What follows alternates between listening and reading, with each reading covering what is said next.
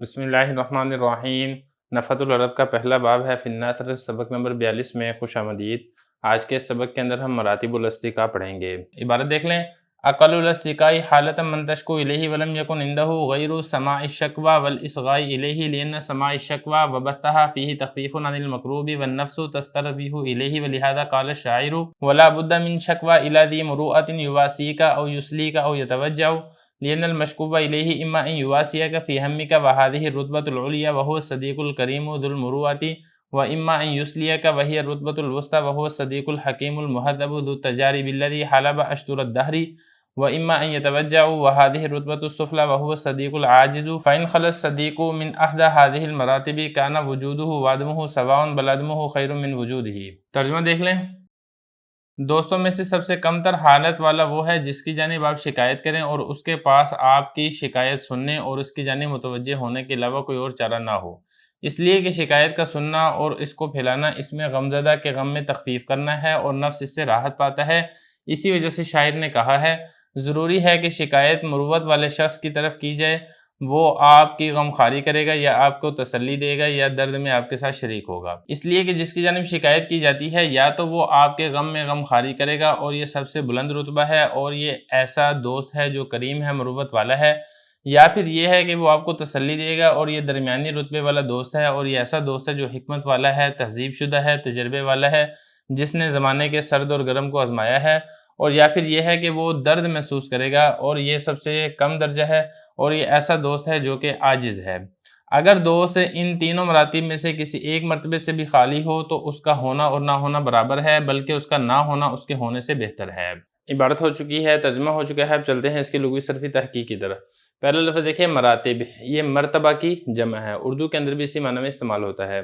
اصدقاء، یہ صدیق کی جمع ہے، دوست کو کہا جاتا ہے۔ عقل، اقللو تھا، افعالو اسم تفضیل کا یہ صیغہ ہے، لام کا لام میں ادغام کر دیے گئے تو یہ بن جائے گا اقلو۔ اور اس کے بعد آگے دیکھیں، شکا یشکو، باب اس کا نصر ینصر آتا ہے، اس کا معنی ہوتا ہے شکایت کرنا۔ اور اس کے بعد آگے دیکھیں، شکوا اس کو پڑھنا ہے، اس کو آپ نے شکوا نہیں پڑھنا، شکا یشکو شکایتن و شکوا، کیونکہ اصل جو عربی کا لفظ ہے نا وہ شین کے اوپر فتح کے ساتھ ہے، ہم اردو کے اندر اس کو شکوا کے طور پہ استعمال کرتے ہیں، تو آپ اردو میں اس کو پڑھیں تو آپ شکوا پڑھ سکتے ہیں، لیکن عربی کے اندر یہ لفظ شکوا ہے۔ آگے لفظ دیکھیں، اسغا، اسغا یسغی اسغا، باب اس کا افعال آتا ہے اور اس کا مطلب ہوتا ہے کسی چیز کی طرف کان لگانا، کسی چیز کی طرف متوجہ ہونا۔ اس کے بعد اگلا لفظ دیکھیں، وبثھا، بثھا یبث، باب اس کا نصر ینصر آتا ہے اور اس کا معنی ہوتا ہے پھیلانا۔ آگے لفظ دیکھیں، تخفیف، خفف یخفف، تخفیف، ہلکا کرنا، کم کرنا۔ اور آگے لفظ دیکھیں، کرب یکرب، غم زدہ ہونا، اسی سے یہ اسم مفعول کا صیغہ ہے، یعنی جو غم کے اندر مبتلا ہو۔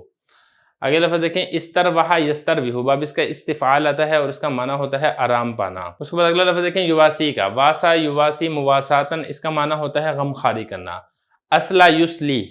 اصلاح، باب اس کا افعال آتا ہے اور اس کا معنی ہوتا ہے تسلی دینا۔ اور اس کے بعد اگلا لفظ دیکھیں، توجع یتوجع، توجعا، باب اس کا تفاعل ہے، واحد مذکر کا فعل مضارع معلوم کا صیغہ ہے، اس کا معنی ہوتا ہے درد محسوس کرنا یا درد کے اندر مبتلا ہونا۔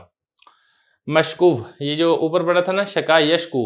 اسی سے یہ اسم مفعول کا صیغہ ہے، مشکوون تھا، اس کے بعد پھر ادغام کر دیا گیا تو یہ بن جائے گا مشکوون، جب اس کے شروع میں الف لام لگا تو آخر سے تنوین گر گئی، وہ شخص جس کی جانب شکایت کی جاتی ہے۔ آگے لفظ دیکھیں، حلبا یحلوبو بھی آتا ہے اور حلبا یحلیبو بھی آتا ہے، اس کا معنی تو ہوتا ہے دودھ کا دہنا۔ اور یہ جو اشتر ہے یہ شطر کی جمع ہے، شطر کہتے ہیں نصف کو اور حصے کو کہتے ہیں، نصف کو بھی کہا جاتا ہے، حصے کو بھی کہا جاتا ہے۔ جب یہ لفظ اس طریقے سے بولا جاتا ہے نا، حلب اشتر الدہری، تو اس کا مطلب ہوتا ہے زمانے کے سرد اور گرم کو آزمانا، مطلب یہ کہ تجربے والا ہونا۔ آگے لفظ دیکھیں، خلا، خلا یخلو خلوباً، اس کا معنی ہوتا ہے خالی ہونا۔ لغوی صرفی تحقیق اس کی ہو چکی ہے، اب چلتے ہیں اس کی تشریح کی طرف۔ اس سبق کے اندر دوستوں کے مراتب بیان کیے جا رہے ہیں کہ جو آپ کے دوست ہیں وہ ان تین درجوں میں سے کم از کم کسی نہ کسی ایک درجے پر ہونا یہ لازم اور ضروری ہے۔ اگر آپ کا دوست ان تینوں درجوں میں سے کسی ایک درجے سے بھی خالی ہے تو ایسا شخص دوستی کے لائق نہیں ہے، ایسے شخص سے دوستی کو ختم کر دینا چاہیے۔ تو دوستی کے وہی بتا رہے ہیں کہ اقل الاصدقاء حالتاً، دوستوں کی حالت کم سے کم درجے کی وہ ہے جس کی جانب آپ شکایت کریں کسی مسئلے کے بارے میں، ولم یکن عندہ، اور اس کے پاس آپ کی شکایت سننے کے علاوہ اور کوئی چارہ کار نہ ہو، مطلب وہ عاجز شخص ہے، آپ کی صرف آپ کی بات سن لیتا ہے توجہ کے ساتھ اور غم محسوس کرتا ہے، اگرچہ عملی طور پر آپ کی کوئی مدد نہیں کر سکتا ہے، تو ایسا شخص دوستی میں سب سے کم درجے پر ہے۔ وَالْإِصْغَاء، اصغاء کا مطلب یہی ہے آپ کی بات کی طرف کان لگا کر سننا، آپ کی بات کی طرف متوجہ ہونا۔ کیوں یہ بتا رہے ہیں کہ جب کوئی شخص کسی کی شکایت سن لیتا ہے، کسی کا کوئی مسئلہ ہے، پریشانی ہے، توجہ کے ساتھ جب آپ کسی کی بات سن لیتے ہیں اور اس کو تھوڑا سا پھیلا دیتے ہیں، مطلب کسی سے آپ ڈسکس کر دیتے ہیں کہ بھئی فلاں آدمی کا یہ والا مسئلہ ہے، اگر آپ اس کو حل کر سکے تو آپ کی مہربانی ہے۔ تو اس سے یہ ہوتا ہے اگر کوئی اس کا مسئلہ حل نہ بھی کر سکے لیکن جو غم زدہ ہے، غم زدہ کے غم کے اندر تخفیف ہو جاتی ہے، اور جو غم زدہ ہے اس کا جو نفس ہے، اس کی جو جان ہے وہ اس سے راحت پاتی ہے کہ بھئی کوئی بندہ تو ہے نا جو کم از کم میری شکایت سن تو لیتا ہے نا، مجھے تسلی تو دے لیتا ہے، تو اس لیے اس کے جو غم ہے اس کے اندر کمی آ جاتی ہے۔ اسی وجہ سے شاعر نے کہا ہے کہ جب آپ شکوہ کرنا چاہیں، یہ میں اردو کے اعتبار سے بتا رہا ہوں اور عربی میں آپ کو بتا چکا ہوں کہ یہ شکوہ لفظ ہے۔ شاعر یہی بتانا چاہ رہا ہے کہ جب آپ کوئی شکایت کرنا چاہیں تو کسی مروت والے شخص کی طرف آپ شکایت لے کر جائیں، وہ یا تو یہ ہے سب سے اعلیٰ درجہ، یہاں پر یہ بتایا جا رہا ہے یواسی کا، آپ کے غم میں غم زدہ ہوگا، مطلب یہ کہ آپ کے غم کو دور کرنے کی کوشش کرے گا۔ دوسرے نمبر پر یہ ہے کہ یا تو پھر آپ کو وہ تسلی دے گا، اگرچہ وہ عملی طور پہ آپ کی مدد نہ کر سکے لیکن آپ کو تسلی دے گا، آپ کو حوصلہ دے گا، اور سب سے کم درجہ یہ ہے کہ اس کو بھی آپ کے غم میں درد محسوس ہوگی، اس کو اس چیز کی تکلیف ہوگی کہ میرا دوست کسی غم کے اندر کیوں مبتلا ہے۔